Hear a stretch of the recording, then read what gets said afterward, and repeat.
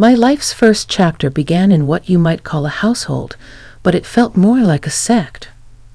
Dad and Mom were the kind you'd expect in a strict old-timey movie. Dad was the king, and Mom, well, she was more like the enforcer of his laws. "Hannah, listen here." Dad would start, his voice booming through our small house. "In this world, a woman listens. That's her power." Mom nodded, always backing him up. "Your voice isn't your silence. Remember that." I was Hannah, their only kid, tangled up in this web of rules. No friends over, no loud music, and definitely no talking back, ever. Grandma, on the other hand, was different. She lived a few blocks away, but might as well have been from another planet. Whenever she visited, the house felt lighter, freer. One day, Grandma came over, her usual bubbly self, but Dad wasn't having it. "This girl needs to learn discipline, not fairy tales." He snapped as Grandma tried to sneak me a chocolate bar. "Discipline's one thing, John, crushing her spirit's another." Grandma retorted, her tone sharper than I'd ever heard it. She wasn't one to back down, not even to Dad. Their arguments were the soundtrack of my childhood, a mix of Dad's stern lectures and Grandma's attempts to sprinkle some joy into my life. It wasn't all bad. Mom taught me to cook, claiming it was my ticket to a good marriage. "A man wants a woman who can feed him well," she'd say, stirring the pot as I chopped vegetables. Dad's lessons were more about obedience. "A quiet wife is a happy life." He'd chuckle, without a hint of irony. I learned early on to keep my mouth shut and my opinions to myself. School was my escape, the only place I could be a bit me, but even there, I was the quiet one. The teachers barely knew I existed, and the kids? Well, they didn't bother with the girl who hardly spoke. Then came the day that changed everything. I was 13, hiding in my room as usual, when Grandma barged in, her eyes fiery. "Pack a bag, Hannah. You're coming with me." Dad's protests were loud and furious. "You can't take her. She's our daughter." But Grandma stood her ground. "I won't watch you bury her spirit under your rules. She's coming with me." And just like that, I was whisked away to Grandma's house. It was the first breath of fresh air I'd ever taken. Her home was chaos in comparison. Books everywhere, music always playing, and laughter. So much laughter. "Here you'll learn to speak, to argue, and to be yourself," Grandma promised, and I believed her. For the first time, I dared to dream of something different. Different, but old habits die hard. Despite Grandma's efforts, the shadows of my upbringing lingered. I grew up shy and withdrawn, finding solace in the anonymity of the internet. Web design became my voice, a way to express myself without having to speak. Life with Grandma was like living in a different universe compared to my parents' house. She encouraged me to find my voice, to speak up, but years of conditioning don't just vanish overnight. So when she mentioned setting me up with someone, my first instinct was to retreat into my shell. "He's coming over for dinner next week," Grandma announced one day, casual as if she were talking about the weather. I froze, spoon halfway to my mouth. "What? Why?" "Because you're 30, living like a hermit." "It's time you met someone," she said, her tone brooking no argument. "But I don't know him." "What if he's like Dad?" The words tumbled out before I could stop them. Grandma sighed, setting her cup down with a clink. "Not everyone is like your father, Hannah. This boy? I've known his family for years. He's different." I wasn't convinced. "And what if I don't like him?" "What then?" "Then you don't like him, but you'll at least try, won't you?" Her eyes were pleading. Against my better judgment, I nodded. Well, what was the worst that could happen? The day he was supposed to come over, I was a bundle of nerves. I changed my outfit 3 times, paced a hole in my carpet, and contemplated faking an illness more than once. "He's here," Grandma called out, her voice tinged with excitement. I took a deep breath, steeling myself before walking into the living room. There he was, standing awkwardly by the door, a bouquet of flowers in hand. He was taller than I expected, with kind eyes and a tentative smile. "Hi, I'm Michael," he said, extending a hand. "I'm Hannah," I replied, my voice barely above a whisper as I shook his hand. Grandma swooped in then, all charm and warmth. "Let's have dinner. Hannah's made her famous lasagna." Dinner was a blur of conversation, mostly led by Grandma. Michael talked about his job, his hobbies, which surprisingly included a lot of outdoor activities. He seemed normal, nice even, and he listened, really listened, when I spoke, which wasn't often. After dinner, we found ourselves alone in the living room, Grandma having excused herself with a wink. "So, your grandma tells me you're into web design," Michael started, breaking the silence. I nodded, grateful for the familiar territory. "Yeah, I've been doing it for a few years now." "That's cool. I'm hopeless with technology myself, can barely manage my email." He laughed, and it was an easy, infectious sound. We talked more after that, about everything and nothing. He asked about my work, seemed genuinely interested in my passion for design, and shared funny stories about his failed attempts at cooking. It was nice, easier than I thought it would be. For the first time, I found myself wishing the evening wouldn't end. After a few dates, I realized I was falling for him, hard. It was a whirlwind, something I'd never felt before. Michael was everything I never knew I needed. Then came the day he introduced me to his mother. She was polite, her smile a bit too tight, her eyes scanning me like I was a puzzle to figure out. "It's so nice to finally meet you, Hannah. Michael has told us so much about you," she said, her voice sweet, but with an edge I couldn't place. "Thank you, Mrs. Thompson. It's nice to meet you, too," I managed, trying to match her politeness. The wedding was simple, just how we wanted it, but as we moved into Michael's family home, I felt a familiar unease settle over me. Moving into Michael's family home felt like stepping into a time machine that took me back to the rigid discipline of my childhood.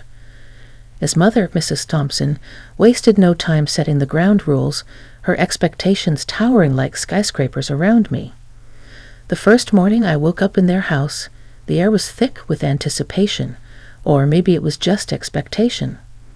I stumbled into the kitchen, where Mrs. Thompson was already up, sitting at the table like she was holding court. "Good morning," I mumbled, still groggy from sleep. "Morning, dear. Now listen, we have a way of doing things around here. You'll start by taking over the kitchen duties. Breakfast at 7 o'clock, lunch at noon, and dinner at 6. And I expect the house to be spotless. Understood?"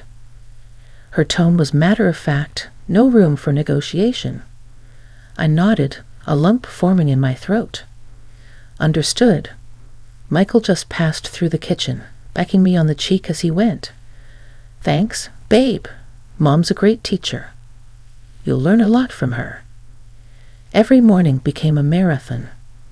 I'd wake up before dawn, trying to piece together a breakfast that would finally please her, then shuffle to my laptop to catch up on my web design orders.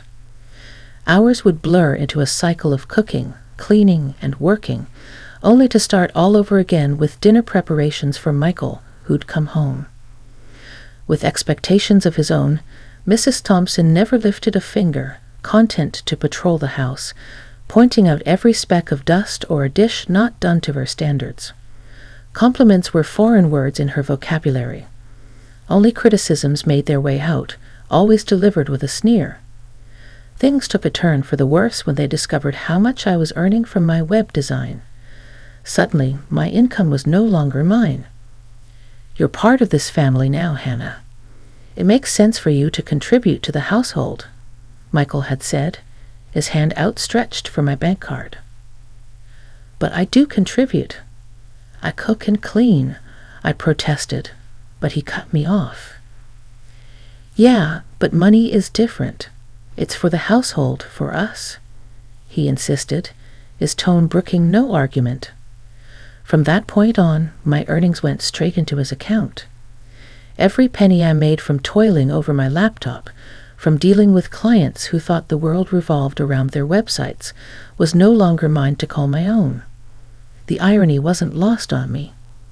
Here I was making decent money, yet I had to ask Michael for cash to buy groceries or any household necessities. "Hey, I need some money for the market tomorrow," I'd say, my voice small, hating that I had to ask. "How much?"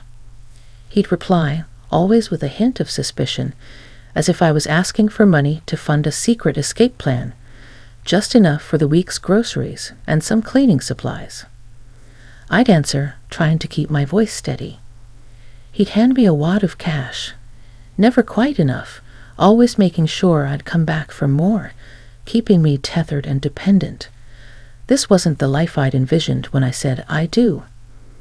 I was trapped in a cycle of servitude, with my earnings fueling a household that didn't respect me, working under the thumb of a mother-in-law who saw me more as a maid than a family member, and a husband who supported every bit of it.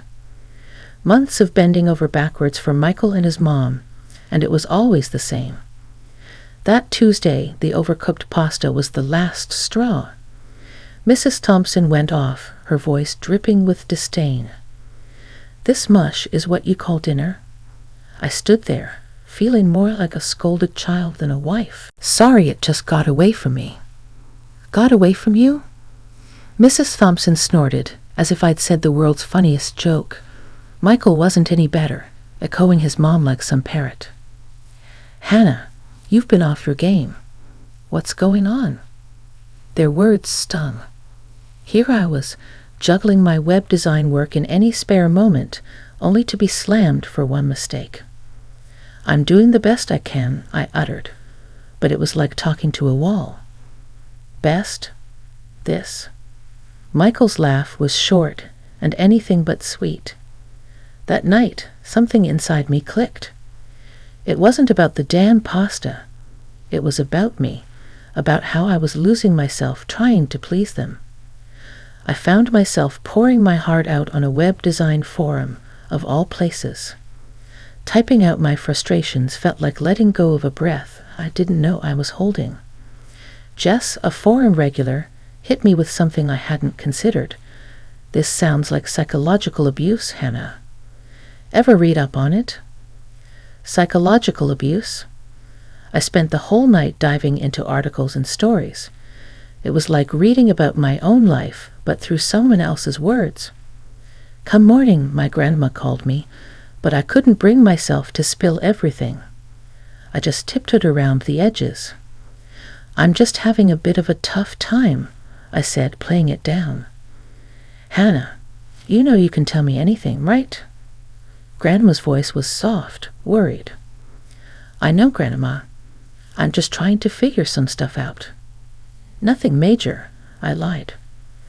I couldn't bear the thought of her worrying over me.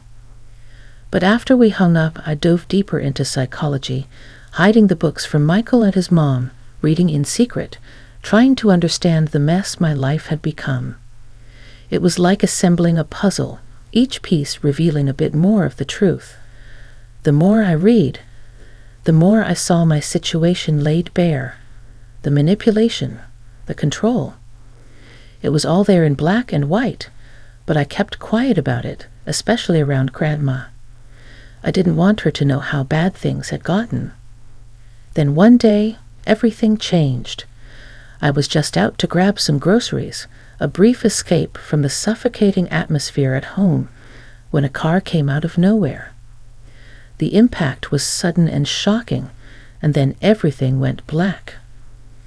Waking up in the hospital, my body a patchwork of casts and bandages, I was disoriented, scared, but relieved to be alive. That relief evaporated the moment Michael and his mother stormed into my room, their faces twisted not with worry but with anger. Michael was the first to break the silence, his voice a venomous snarl. Great, just great. I've had to cook for myself because of this. What were you thinking? His mother, ever the picture of compassion, added, and I'm stuck cleaning up. You better not be planning to lay around here for long. I stared at them, disbelief battling with the pain throbbing through my body. I was hit by a car. I have fractures.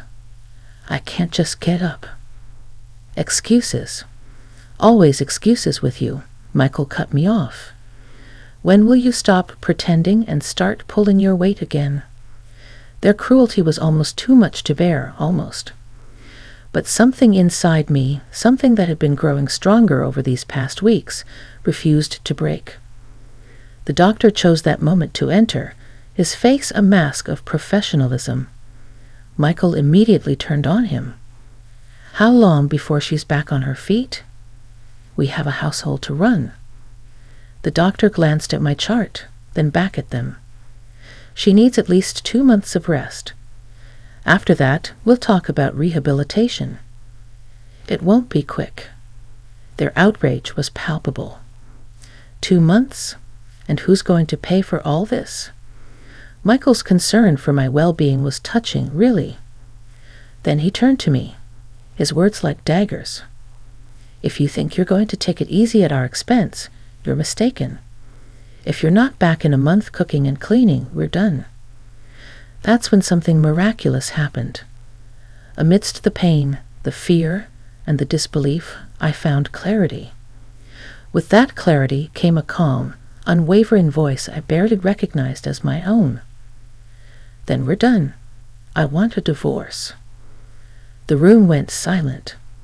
Michael's face went white, and his mother looked as if she'd swallowed a lemon. You must have hit your head too hard, she muttered to her son, disbelief coloring her tone. They left soon after, their departure as dramatic as their entrance, leaving me alone with my thoughts and a newfound sense of freedom. Recovery was a grueling process, but it gave me something I hadn't had in a long time: clarity and a plan. When Michael showed up at the hospital with divorce papers, his face was a mask of smug certainty. He clearly expected me to fall apart to beg him to stay. Instead, I took the pen with my right hand, thankfully not broken, and signed my name with a steadiness that surprised even me. You'll be back, he said, his voice oozing arrogance. You can't handle life on your own. He left a bag with my things and my laptop by the bed, a final gesture of dismissal. But instead of feeling discarded, I felt a surge of liberation.